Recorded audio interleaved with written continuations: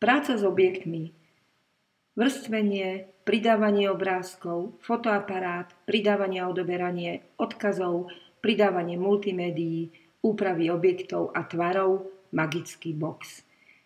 Do predvádzacieho zošita môžeme pridávať obrázky formátov, ktoré tu vidíme dole. Môžete si ich pozrieť, pretože iné formáty nie sú podporované. Vkladať môžeme obrázky z prehliadača zdrojov, čo je knižnica. Nachádza sa v prehliadači stránok.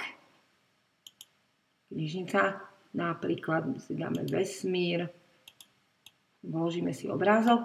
Obrázok si môžeme vložiť jednoduchým natiahnutím toho obrázka na stránku predvádzacieho zošita, alebo, ak si dáme späť, dvojklikom. Vidíte, že obrázok bol vložený. Ďalej obrázky môžeme vkladať aj z internetu. To znamená, pripravila som si tu obrázok lesa. Tento obrázok si môžeme kopírovať. Ak si ho skopírujeme, tak ideme naspäť do predvádzacieho zošita a obrázok si môžeme teda vložiť. No a keďže ten obrázok sa správa ako objekt, môžeme si ho zmenšovať, zväčšovať, ďalej môžeme ho voľne presúvať na stránke, otáčať, ďalej môžeme duplikovať, napríklad ukážeme si, alebo môžeme meniť priesvitnosť. Ďalej sú to ďalšie ponuky, ktoré využijeme o chvíľu, budú viditeľné v magickom boxe. Obrázok môžeme takisto poslať dopredu, alebo teda preniesť dozadu. Ďalej môžeme duplikovať, čo sme si ukázali, a môžeme ho zväčšovať alebo naopak zmenšovať.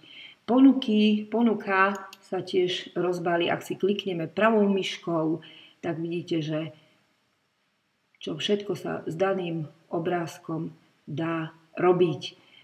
Viac v magickom boxe. Poďme na ďalšiu stranu. Ako na to, ako vkladať obrázky. Obrázky môžeme vkladať pomocou fotoaparátu, a to tým spôsobom, že si môžeme vytvoriť rôzne druhy snímok. Napríklad budeme postupovať takto. Zvolíme si v hlavnom paneli nástrojov nástroje pracovnej plochy. Vidíte, že sme sa dostali teda na pracovnú plochu. Máme tu taký krúžok, v podstate, ktorý sa volá nástroje pracovnej plochy, a v ňom sa nám rozbalujú jednotlivé nástroje. Ja si najskôr zavriem. Zvolím si teda fotoaparát a v tomto prípade mám záujem o snímku oblasti. Snímka oblasti znamená, že časť vlastne buď obrázku nejakého, alebo aj tej pracovnej plochy, alebo nejakého dokumentu si môžeme odfotiť. Zvolím si aktuálna stránka. To znamená, že tá snímka pôjde na aktuálnu stránku predvádzacieho zošita. Takže aktuálna, cez nástroje pracovnej plochy sa vrátim naspäť do predvádzacieho zošita a vidíte, že mám tu odfotenú časť plochy počítača. Opäť teda si zvolím nástroje pracovnej plochy, zvolím si fotoaparát a teraz si urobím snímku z bodu do bodu, čo znamená, že vždy každým kliknutím mením ten tvár, v danom prípade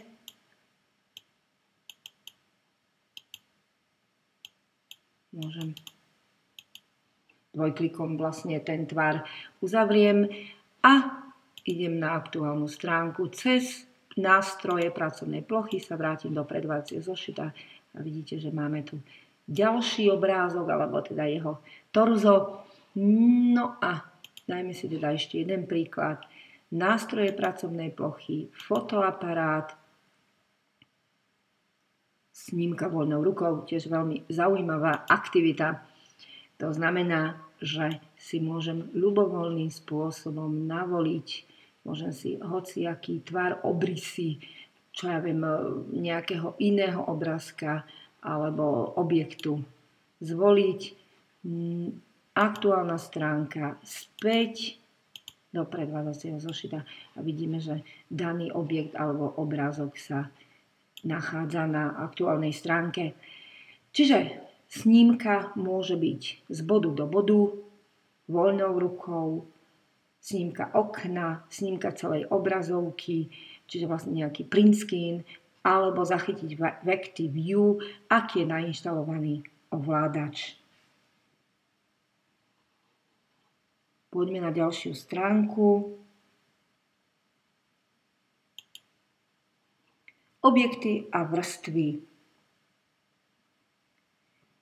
Objekty sú umiestnené v rovnakej vrstve v takom poradí, v akom boli pridávané na stránku, a to nad predošlý objekt. Podobne ako je to s balíčkom kariet. Najnovšie objekty sa v danej vrstve nachádzajú najvyššie. Čiže ak by sme si napríklad zvolili tvary, zvolíme si štvorec, žltá výplň, žltý obrys. Potom si zvolíme kruh, modrá výplň, čo ja viem, hnedý obrys, či modrá výplň, žltý obrys. To úplne, či aký to je žltý. Ďalej si zvolíme trojuholník, červená výplň, obrys môžeme dať čierny, môžeme si ho dať hrubší. Máme tu 3 geometrické tvary, ktoré, ak sa pozrieme do prehliadača a zvolíme si prehliadač objektov, vidíme, že tieto geometrické tvary sa nachádzajú v strednej vrstve. Čiže tento tvar je trojuholník, tvar 3 je kruh a tvar 2 je štvorec. Ak chceme zmeniť ich poradie, môžeme to jednoduchým spôsobom, jednoducho natiahneme alebo presunieme myškou na zvolené miesto. Vždy musíme toto robiť krok za krokom. Pozerajte, budem presúvať tieto tvary v prehliadači objektov. Pozerajte, ako sa bude meniť ich poloha na obrazovke alebo teda na stránke predvádzacieho zošita.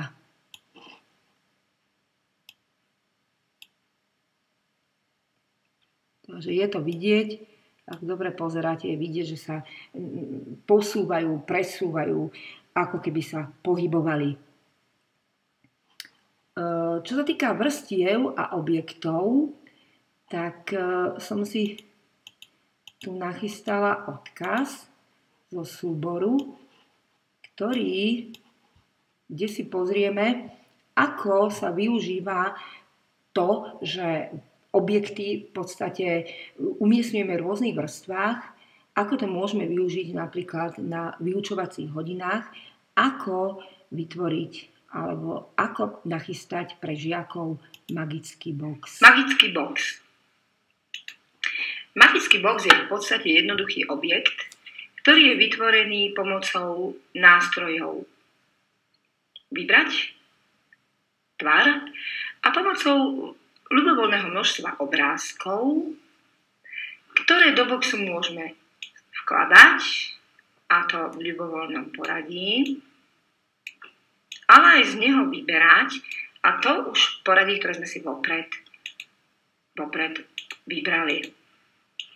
Hop.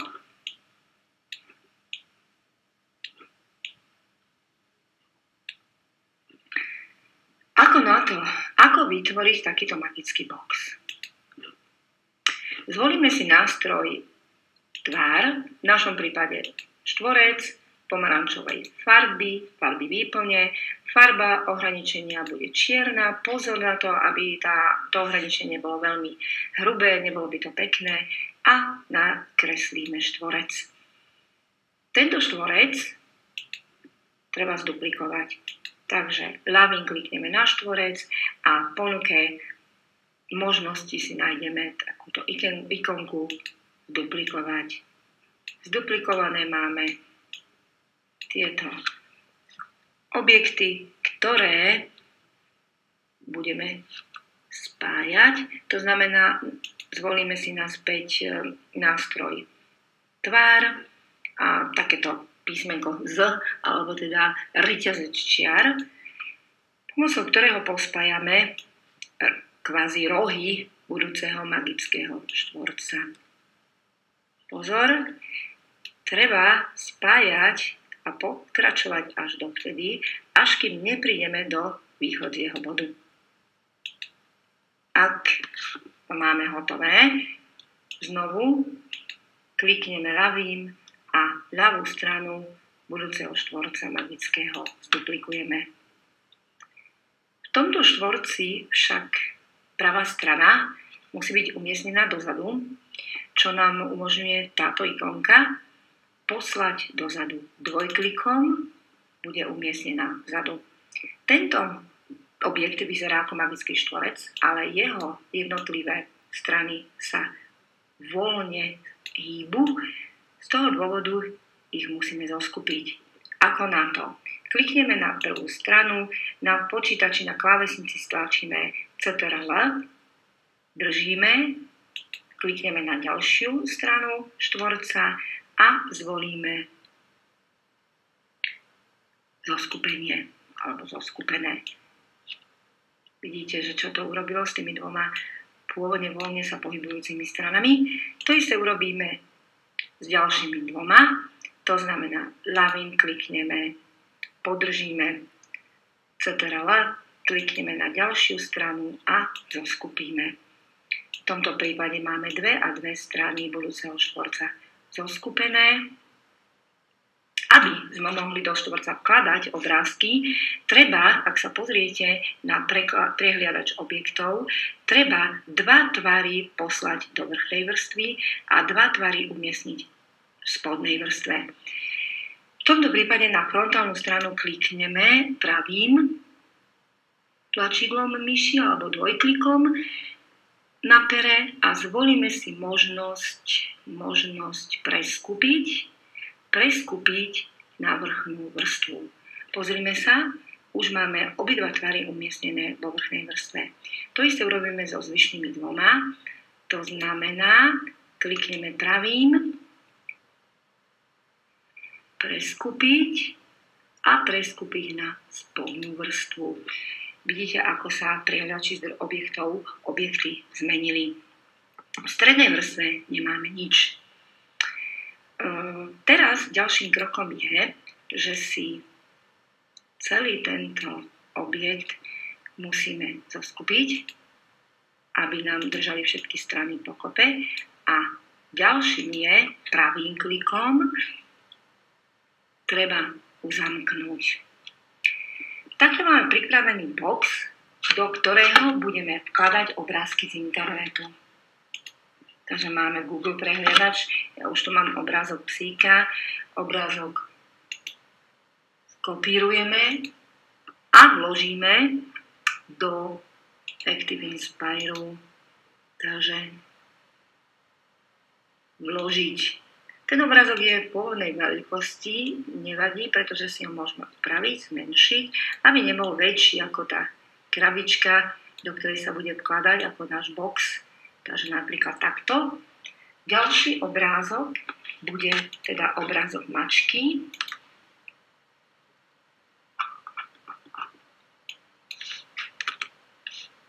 ktorý tiež si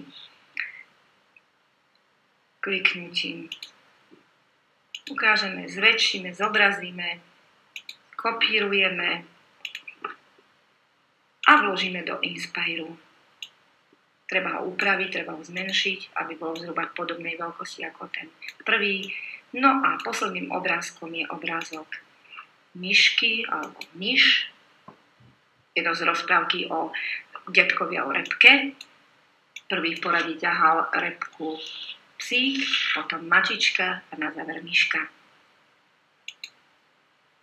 Takže ešte raz zobraziť obrázok, kopírovať obrázok, vložiť obrázok do Inspiru a upraviť obrázok.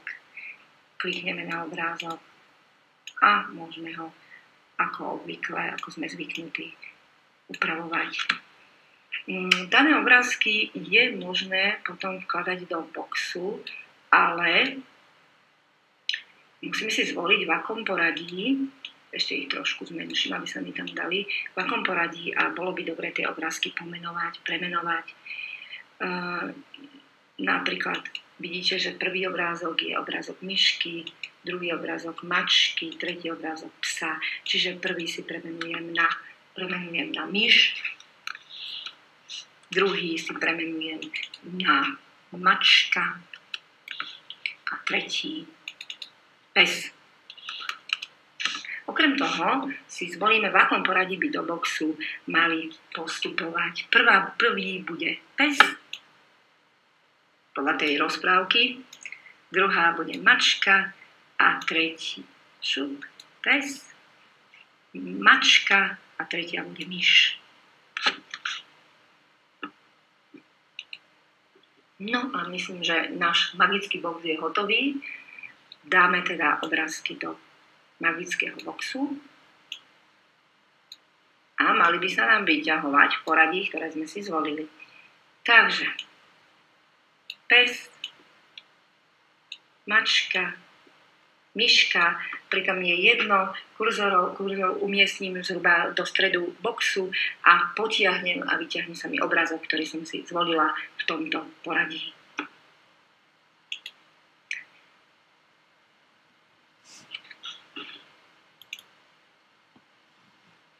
Na ďalšiu stránku môžeme prejsť. Zmena poradia vrstvenia. Ako sme hovorili, zmena poradia je možná odosielaním, posúvaním objektu na iné miesto v rámci jednej vrstvy, a to zmenou o jeden krok. Vyberieme si objekt v kontextovej ponuke, klikneme na premiestniť dopredu alebo premiestniť dozadu. Vidíte, že aj poloha, pozícia toho objektu sa mení v rámci tej vrstvy. Ďalej môžeme úplnú zmenu poradia urobiť alebo spraviť tak, že si klikneme na upraviť, preskupiť a môžeme buď preniesť dopredu, preskupiť, preniesť dopredu, poslať nakoniec, preniesť dozadu. Napríklad preniesť dozadu, to znamená, že ten modrý štvorec, kvázi štvorec sa nachádza za obidvoma objektami. Poďme na ďalšiu stranu. Pridávanie a odoberanie odkazov. Veľmi zaujímavé a veľmi efektívne je vkladať si odkazy na stránku. Odkazy môžu byť odkazy na súbory alebo odkazy na webové stránky. Čo sa týka odkazov na súbory, buď teda pôjde o automatické nahrávanie, to znamená, že sa nám prehrá daný súbor na danej stránke, alebo ide o súčku, to znamená, že daný súbor sa prehráva neustále, alebo ide o prehrávanie na základe zvoleného ovládača. Ovládačom môže byť buď text, alebo to môže byť nejaký objekt. Ja som si tu zvolila na ukážku takýto odkaz na súbor. Máme tu PDF dokument digitálne technológie v materskej škole, ktorý si môžeme teda preštudovať alebo prezrieť. je to len ukážka, samozrejme. Ďalší odkaz je odkaz na webové stránky. Postupujeme podobne ako pri odkaze na súbory. Môj odkaz je teda tento. Pozrieme si školenie. Čas. Kde sa čo nachádza. Je veľmi veľa, takže stačí si to len pozrieť a vybrať to, čo práve budete potrebovať.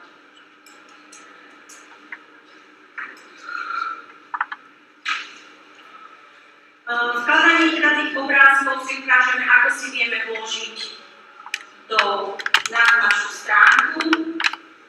Otvoríme si prehliadač zdrojov.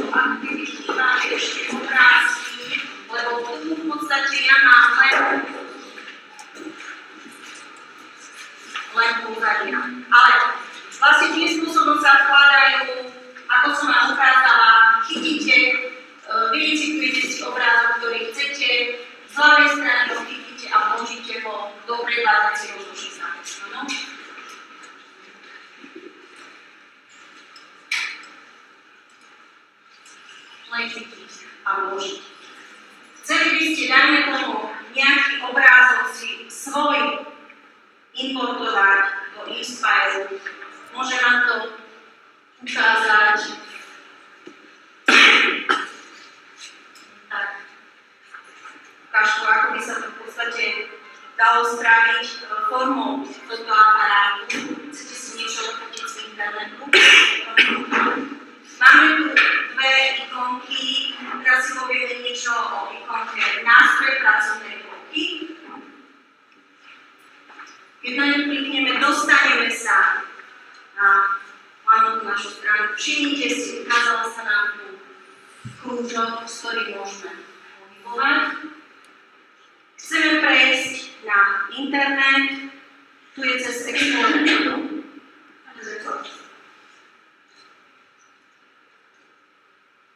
Napíšeme si do vyhľadávača. Ale to už sme zvládli, takže pokračujeme ďalej.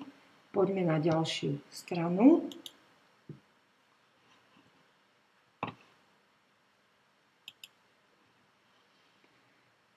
Ďalšia strana znamená, že sme v podstate prešli ku koncu, prešli sme na koniec, ale ešte napriek tomu by som vám rada vysvetlila, ako môžeme si vložiť súbor. To znamená, nájdeme si ponuku vložiť, klikneme na odkaz buď súbor alebo webová stránka. V danom prípade si môžeme v tomto prípade zvoliť súbor. Súbor napríklad si nájdem magický box. Dvojklikom si ho zvolím a pridať si môžem odkaz buď ako text, čo ste videli, alebo to môže byť ikonka obrázka, ktorú si môžem vytvoriť. Môže to byť napríklad, nemusí byť obrázok, môže to byť napríklad geometrický tvar. Čiže my máme zvolený text, uložiť súbor externe a dám si OK. V tom prípade sa nám ukáže daný názov daného súboru a ten potom môžeme jednoduchým spôsobom aktivovať. Práca s objektmi, koniec.